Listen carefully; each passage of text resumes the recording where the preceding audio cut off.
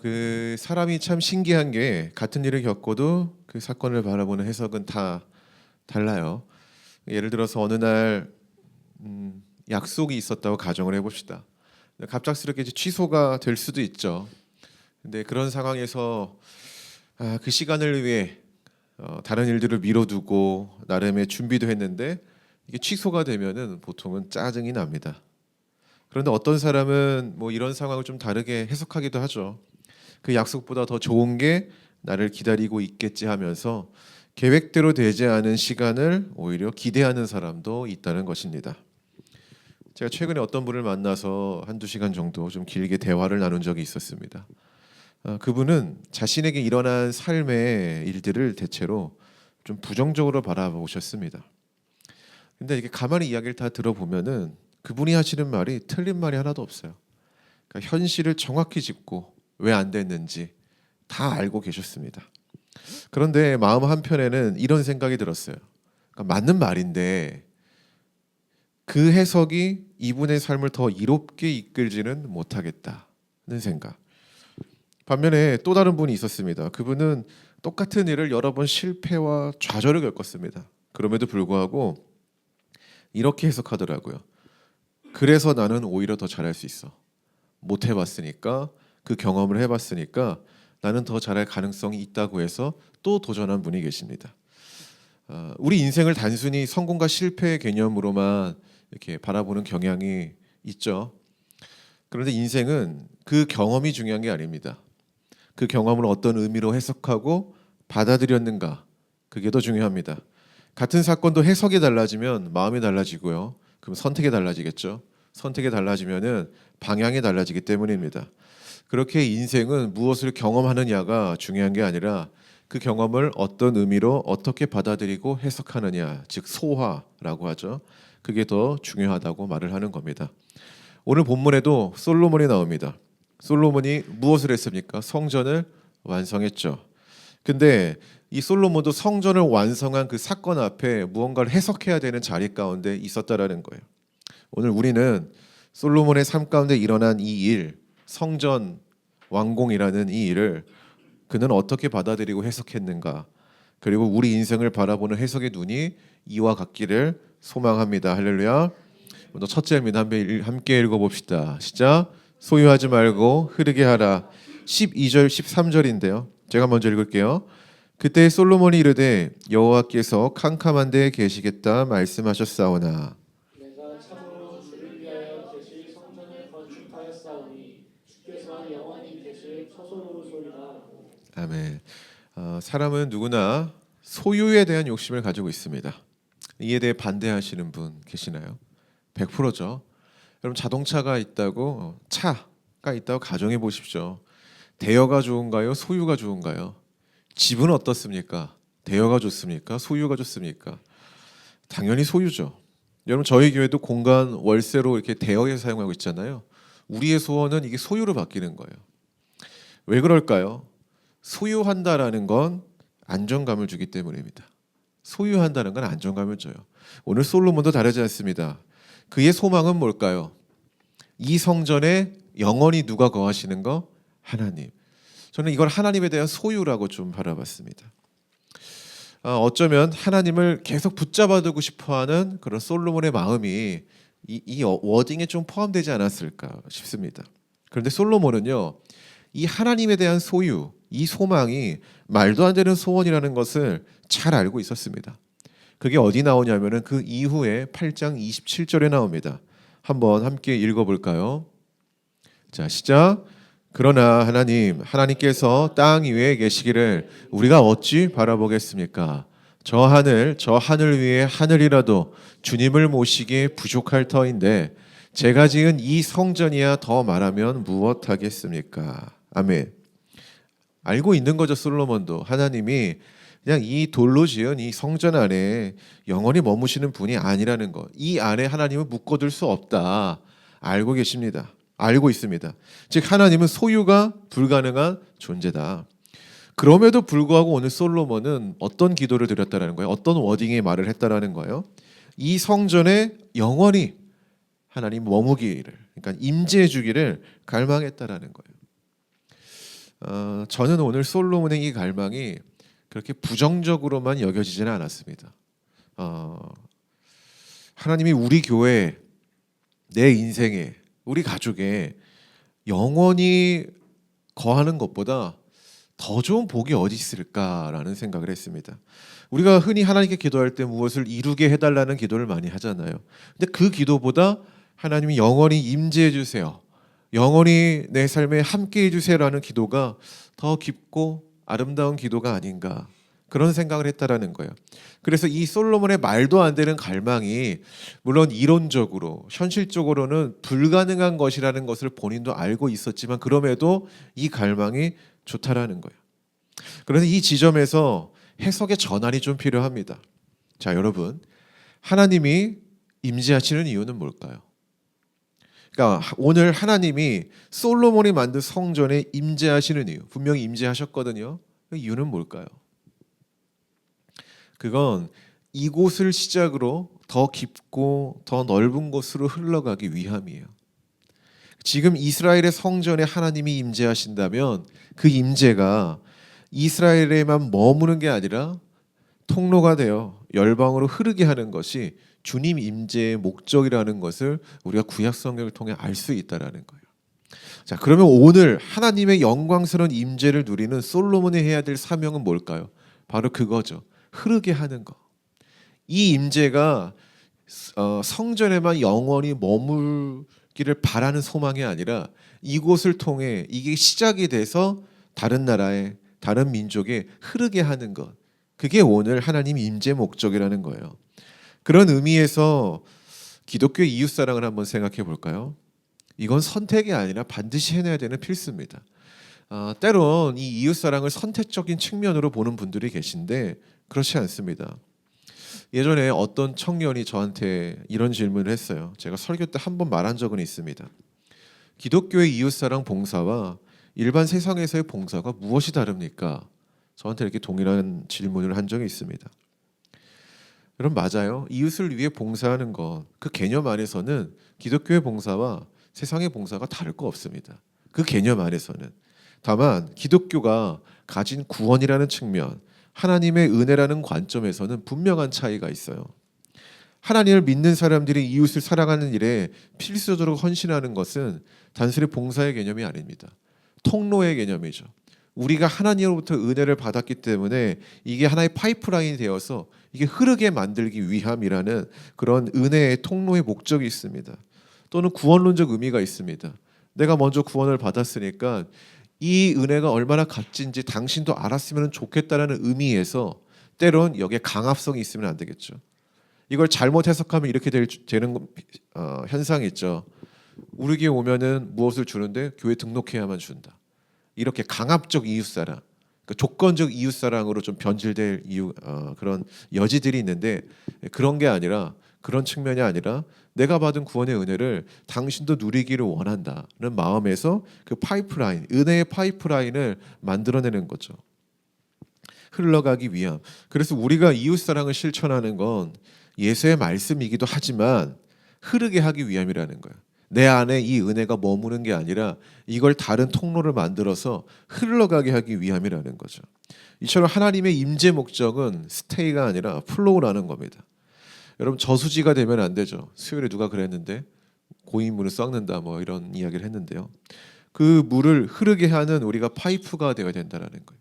즉 성도 그리고 교회는 어떻게 하면 그 은혜가 흘러갈 수 있을지를 고민하는 존재가 되어야 된다는 거고, 그것이 하나님 임재의 목적이라는 거예요. 성도 여러분, 여러분 삶에 하나님의 축복으로 좋은 일이 있다면 해석의 전환이 필요합니다. 하나님이 나를 그만큼 사랑하는구나가 아니라 다른 누군가의 이것을 나누어 주라는 의미였구나라는 해석의 전환, 해석의 확장이 좀 있기를 바랍니다.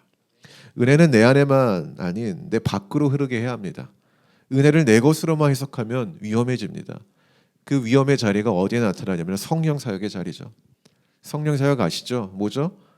하나님이 역사하시면 병자가 치유받고 또는 능력 없는 자에게 능력이 주어져서 감당하지 못할 일을 해내는 거, 그게 성령 사역이죠.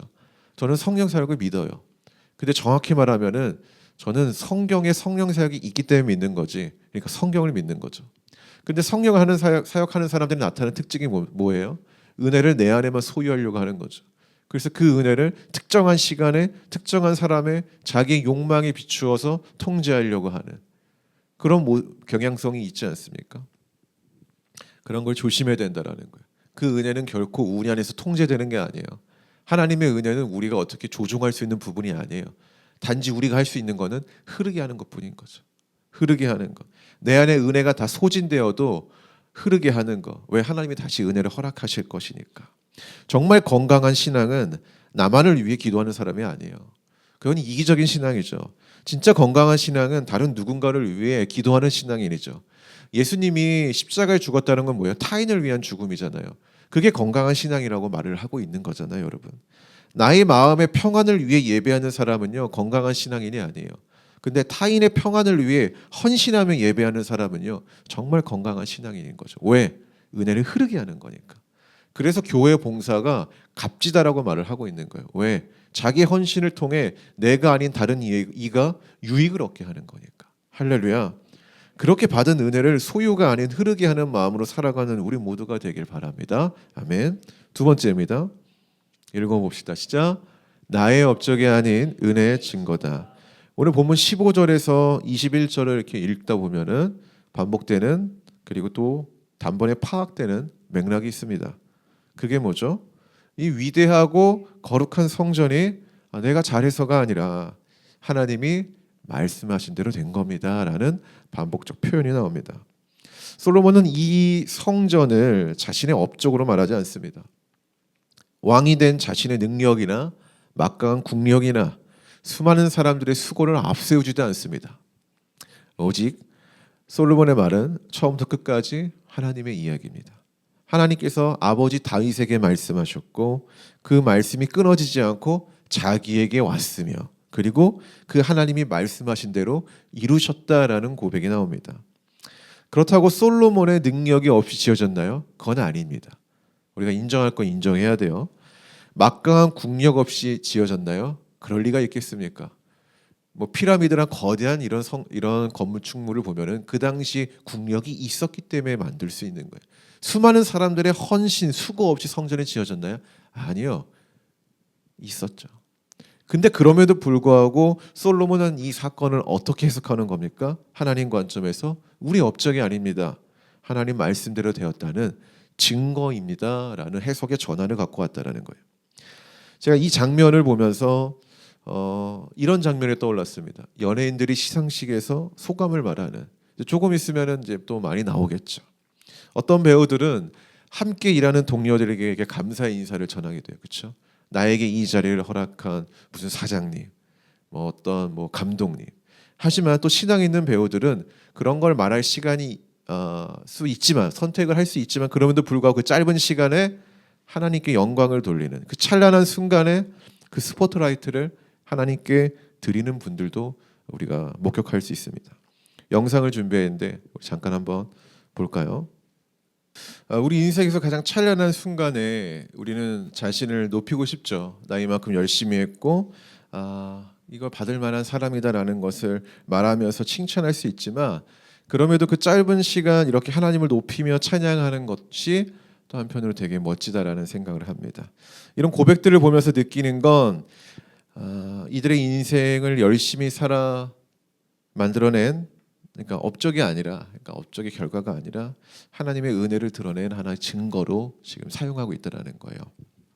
그리고 솔로몬의 고백과 신앙 있는 연예인들의 이 짧은 고백에서 얻게 되는 공통점 그건 뭐냐면은 이 성공의 순간에만 하나님께 영광을 돌렸다는 게 아니라 그 자리에 서기까지 모든 과정 아까 이제 그 내용을 보면은 나의 약함도 사용하시는 그런 하나님 그러니까 이런 모든 것을 사용하는 하나님을 고백한다라는 거죠.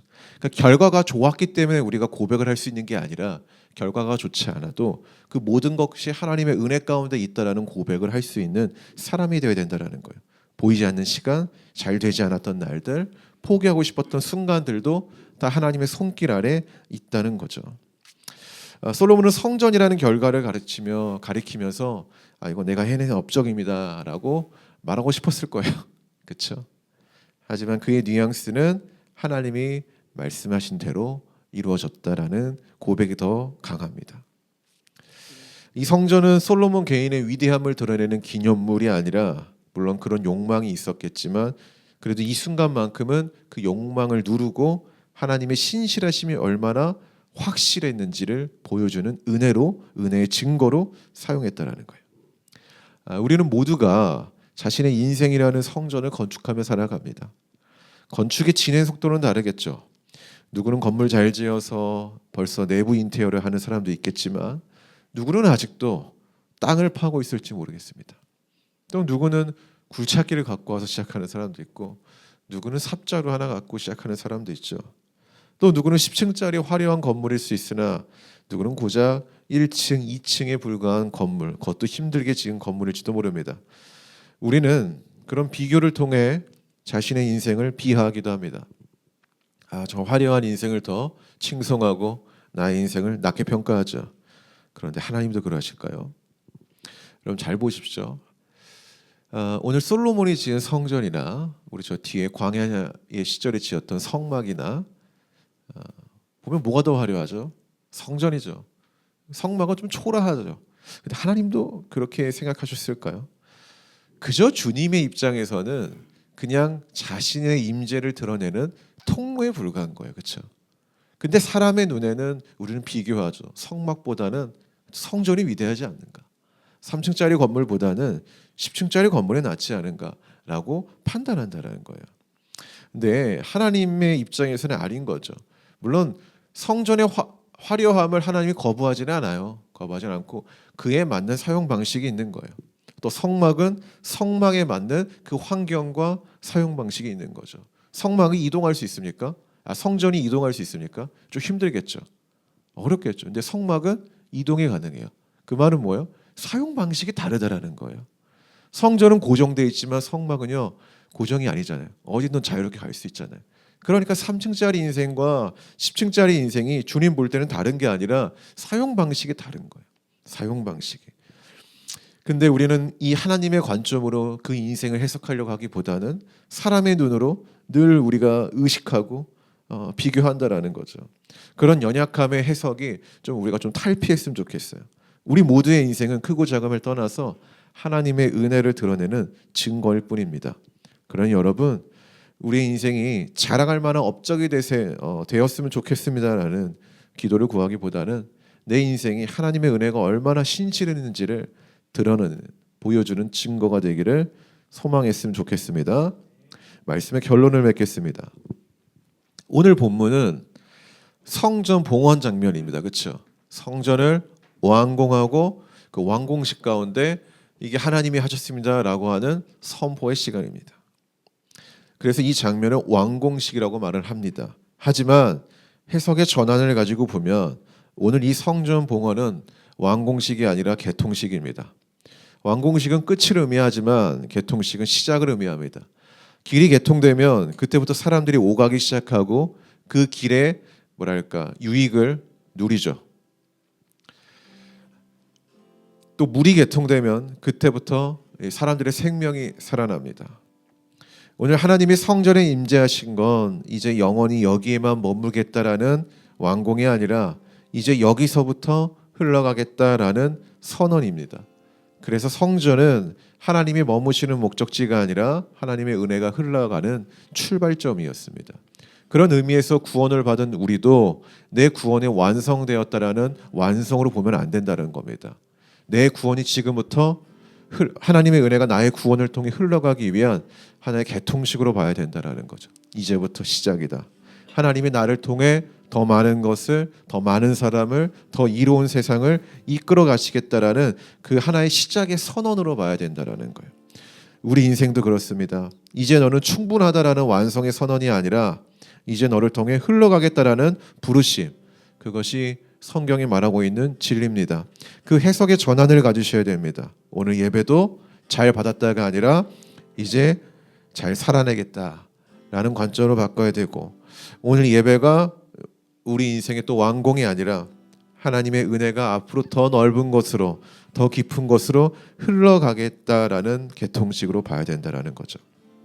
성도 여러분, 우리 인생을 하나님을 통해 흐르도록 내어주시는 사람이 되길 바랍니다. 작은 것 하나도 내가 오늘 갖고 있는 고통도 언젠가는 누군가에게 하나님의 은혜를 흐르게 만드는 통로가 된다라는 거예요.